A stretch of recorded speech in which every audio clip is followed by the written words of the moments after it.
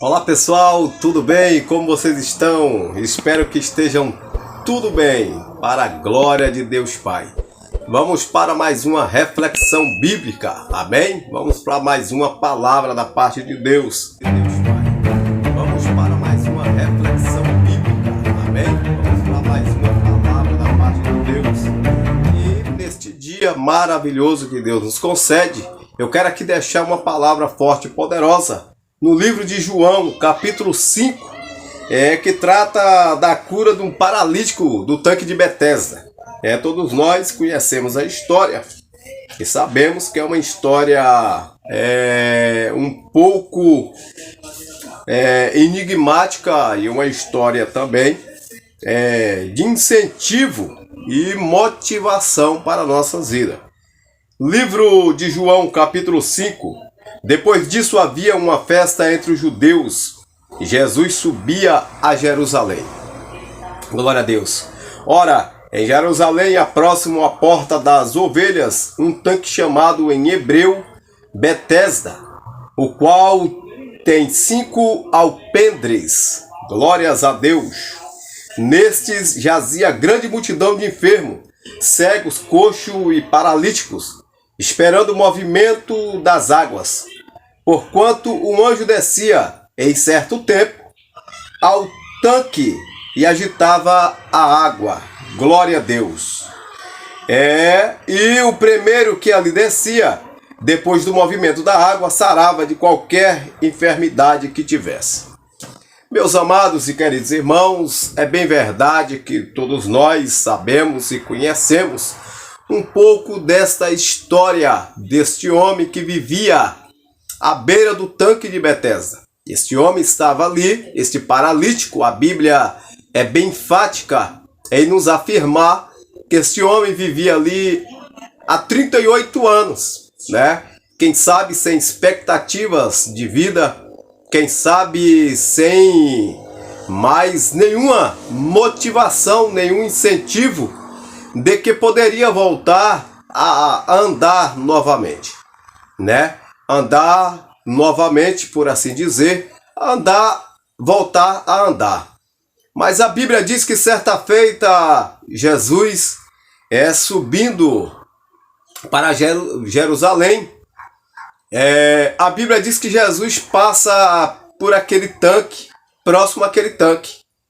E Jesus, vendo a situação daquele homem, Jesus se aproximou daquele homem. Vale a pena lembrar que antes de nós entrarmos nesses méritos aí da cura maravilhosa deste homem, eu gostaria de aqui enfatizar aos queridos aí, a todos aqueles que terão acesso a este vídeo, eu gostaria de enfatizar que este homem estava à beira deste tanque. Havia uma liturgia neste tanque, né? Que um anjo descia de tempo em tempo e agitava as águas. E aquele que conseguisse entrar primeiro neste tanque era curado de qualquer tipo de enfermidade. Vale a pena lembrar que ali havia uma multidão de enfermos, de qualquer tipo de enfermidade que você possa imaginar. E a Bíblia é bem clara em nos afirmar que ali, em meio àquela multidão de enfermos, se encontrava este homem, este paralítico, que ali havia 38 anos, né, deitado em uma cama.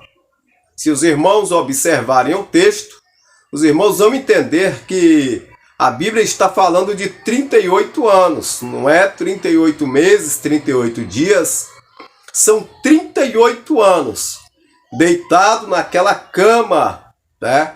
E nós observamos aí que é uma situação um tanto quanto constrangedora e difícil, né?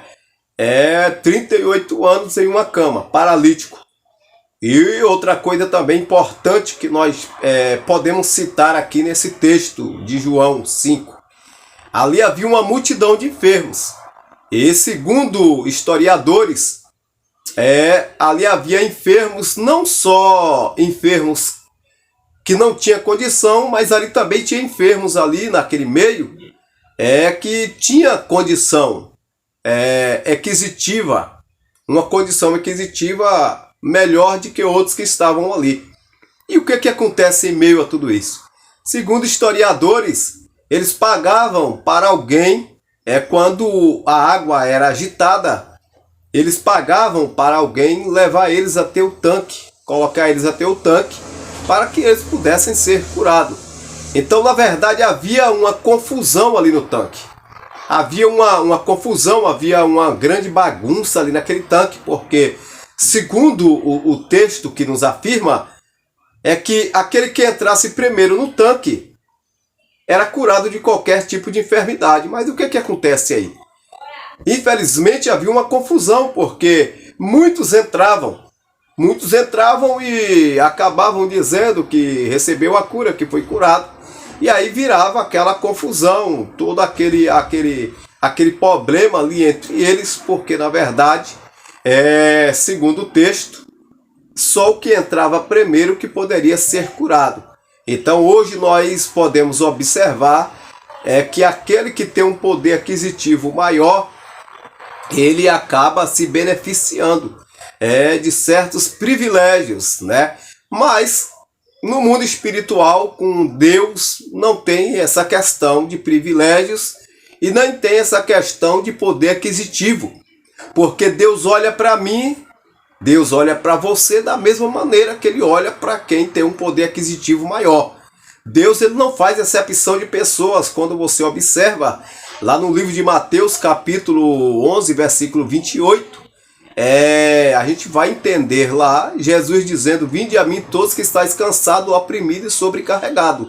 Logo nós entendemos que Jesus está chamando todos para ir até a Ele. Em outro trecho da Bíblia, Deus vai dizer que aquele que vier até a mim, de forma alguma eu lançarei fora.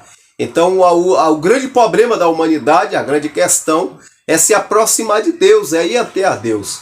E em outro trecho também a gente vai ver a Bíblia falando que o que faz separação entre Deus e o homem, na verdade não é Deus, não é por conta de Deus.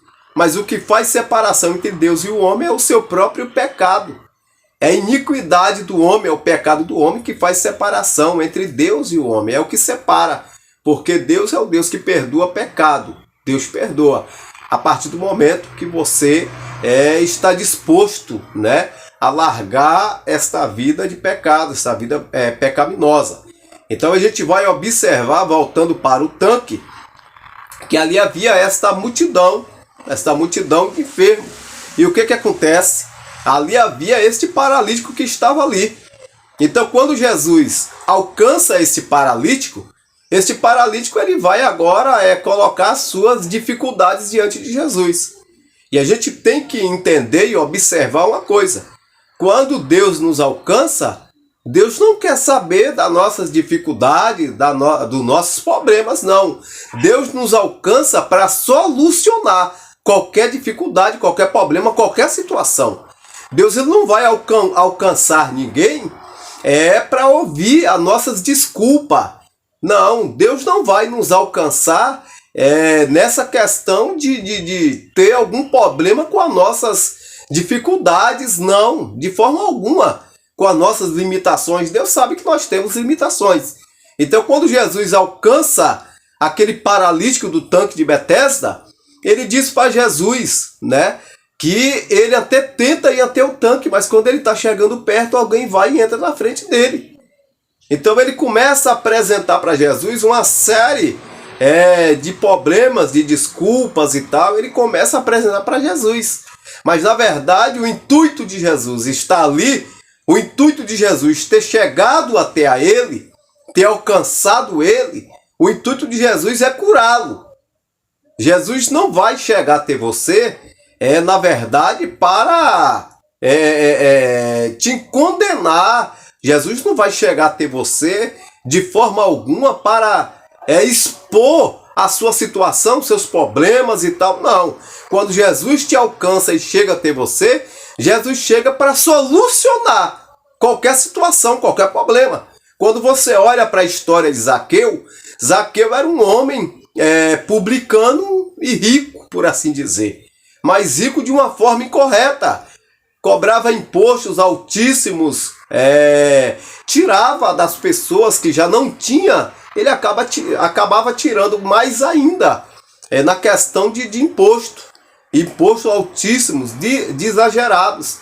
Então, Zaqueu, a Bíblia afirma que era um homem de pequena estatura, de 1,5 m, mas Zaqueu tinha no seu coração um grande desejo, uma grande vontade de conhecer Jesus. E ele teve essa oportunidade. A Bíblia diz que Jesus estava passando por ali. Quando Zaqueu soube, Zaqueu tentou avistar Jesus, mas não conseguiu, porque a Bíblia afirma que era um homem de baixa estatura. Então, Zaqueu tomou uma atitude.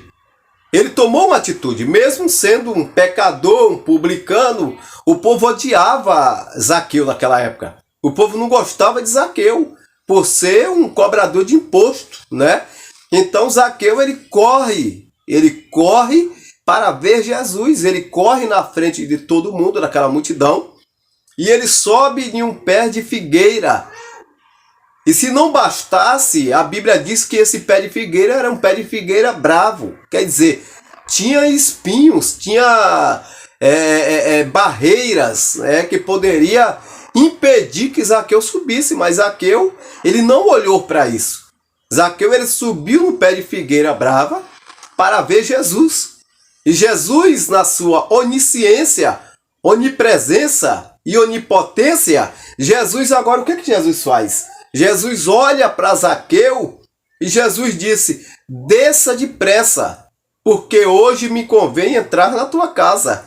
E a gente, olhando para esse texto, muito nos alegra, porque Jesus, quando fala com Zaqueu, desça depressa, é porque Jesus, ele tinha pressa. Ele tinha pressa em realizar o que tinha que ser realizado na vida de Zaqueu. Então ele pede, desça depressa. E eu aprendo algo aqui muito forte. Eu aprendo aqui que ninguém pode ver a Deus de cima. Se você quer ver a Deus, se você quer se aproximar de Deus, desça depressa. E esse descer aí significa se humilhar diante de Deus. A Bíblia diz no livro de 2 Pedro, humilhai-vos debaixo das potentes mãos de Deus, e no seu tempo ele vos exaltará. Então a gente observa que Jesus fala para Zaqueu, desça depressa. Então nós precisamos entender o mundo espiritual. Precisamos descer depressa se queremos nos aproximar de Deus. Se queremos nos aproximar do mundo espiritual, precisamos descer depressa. O tempo é agora, a hora é agora. É chegado o tempo, né, da igreja descer depressa, descer rápido, descer com rapidez, sem perca de tempo. Muitas pessoas, né, falando aqui acerca deste ano novo, esse ano que se inicia de 2023, a gente observa que muitas pessoas fazem promessas em cima de promessas, né? Virada de ano, faz muitas promessas. E isso vale até para o meio cristão. Muitas pessoas falam para Deus, 2023, eu vou fazer isso, vou fazer aquilo. E entra 2023 e vai até o meado, julho, e passa, e as pessoas não fazem nada. Não tomam atitude. Não tomam atitude. Então não é o ano que vai fazer a diferença, não é o ano que vai mudar nada. Quem tem que mudar é você. Você que tem que mudar suas atitudes, né? Mudar a sua forma de olhar, a sua forma de ver as coisas, a sua forma de lidar com as situações, com as coisas. Precisa mudar, nós precisamos mudar. Então não é só no quesito, na questão de 2023. Não, 2023 está aí, né? É um calendário, é um ciclo, né? 2021, 2022, 2023. Mas nós precisamos mudar. Não esperarmos na questão de ano, mas precisamos fazer a diferença, precisamos mudar. Amém? Nós precisamos mudar. Então, Jesus, ele voltando para o tanque de Betesda, Jesus, quando ele se aproxima daquele homem do tanque de Betesda, Jesus se aproxima com uma só finalidade. É tirar aquele homem daquela situação. Aquele homem estava há 38 anos ali. Jesus se aproxima para tirar aquele homem daquela situação. Não era para indagar aquele homem com nada, porque Jesus não era dessa forma, dessa índole, de estar indagando, fazendo perguntas. Jesus só fez uma pergunta para ele: se ele queria ficar são. Aí foi quando ele veio com uma desculpa. Ele falou para Jesus que todas as vezes que ele tentava ir até o tanque, alguém ia à frente dele e entrava primeiro. Aí Jesus disse para ele: tome a tua cama e anda. Levanta, tome a tua cama e anda. E rapidamente aquele homem atendeu, e aquele homem, ele se levantou e pegou aquela cama e andou e saiu saltitante. Outra coisa importante que vale a pena salientar aqui a todos vocês que vão ter acesso a este vídeo é que quando Jesus disse para aquele homem: levanta, tome a tua cama e ande, isso é muito importante, é interessante. Eu estava comentando hoje com um amigo a respeito desta mensagem. Quando Jesus disse: toma a tua cama e anda, Jesus está dizendo: leve esta cama para que você nunca esqueça da onde você saiu, da onde você veio. E, infelizmente, a gente tem que falar aqui algumas verdades, algumas realidades. Tem muitas pessoas no meio de nós que têm se esquecido da onde veio, da onde saiu. E nós não podemos se esquecer disso. Não temos que lembrar como recordações ruins. Não temos que lembrar como recordações que vai trazer traumas. Não, de forma alguma. Mas nós temos que lembrar de onde nós viemos, para nunca deixar o orgulho subir a nossa cabeça. Né? Livro de Coríntios, Paulo, ele passando por uma situação complicada, né? E sendo provado ali, a fogo mesmo. Paulo disse: Senhor, se for possível, né, que o Senhor tire essa situação diante de mim. Paulo estava sendo esbofeteado por mensageiro de Satanás, né? Era o espinho na carne de Paulo. Então Deus falou para Paulo: a minha graça te basta. Por quê? Porque quem não sustenta é a graça de Deus. Quem não sustenta, quem nos mantém de pé é a graça de Deus, queridos. Então a Bíblia diz que aquele homem levantou, saiu saltitante, alegre, feliz. Mas Jesus disse: leva a cama. Leve a cama para que você não esqueça de onde você saiu. E na questão de Zaqueu, rapidamente Zaqueu desceu, atendeu, né, o chamado ali, desceu e Jesus entrou na casa de Zaqueu. E uma grande transformação houve dentro da casa de Zaqueu. Uma grande transformação, de forma que a Bíblia diz que Zaqueu, ele falou para o Senhor: queria vender tudo que ele tinha e devolver todos aqueles que foram, né, ali de uma forma ou de outra lesados por ele. Ele ia devolver 4 vezes mais. Então a gente entendemos aí que a casa que Jesus entra, a mudança, queridos. A casa que Jesus entra tem que ter mudança.